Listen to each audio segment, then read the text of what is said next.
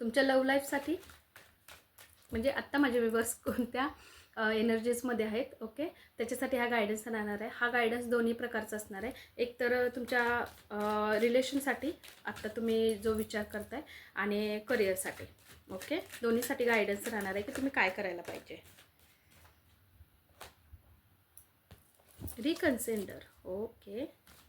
पुनर्विचार करा. आत्ता जो काही विचार बहुतेक तुम्ही करताय ना, त्याच्यावर एंजल सांगतात ते परत एकदा तुम्ही विचार करा. मला गरज आहे परत एकदा विचार करण्याची. Choose the new direction. हेल्थवर लक्ष द्या.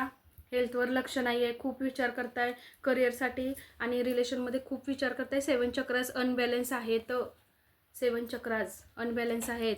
न्यू डायरेक्शन डेफिनेटली तुम्हाला मिळणार आहे, ओके. बॉटमचे एनर्जीज पण बघा. The solution will improve, okay. तुम्ही ज्या आत्ता गोष्टींचा विचार करताय किंवा तुमच्यासाठी हा करिअर आणि लव्हसाठी हा गायडन्स आहे की तुम्हाला डेफिनेटली सोल्युशन पण मिळणार आहे. तुम्ही त्या सोल्युशनमधून व्यवस्थित बाहेर येते. पण पुनर्विचार करा. ज्या गोष्टींचा आता विचार करताय तिथं पुनर्विचार करा. दुसरी महत्त्वाची गोष्ट म्हणजे स्वतःकडे लक्ष द्या. हेल्थची अजिबात लक्ष देत नाही आहे तुम्ही. करिअर आणि याच्यामध्ये इतका विचार करताय रिलेशनमध्ये, तुम्ही स्वतःकडे 7 चक्राचं अनबॅलन्स झालेलं आहे. स्वतःकडे लक्ष द्या, okay. Choose the new direction. आता तुम्ही ज्या गोष्टींमध्ये आहात ना, तर एंजल असं काहीतरी करतील की तुमच्या लाईफमध्ये चूज म्हणजे न्यू डायरेक्शन काही ना काहीतरी देतील, ओके. एक मेसेज आपण बघूया,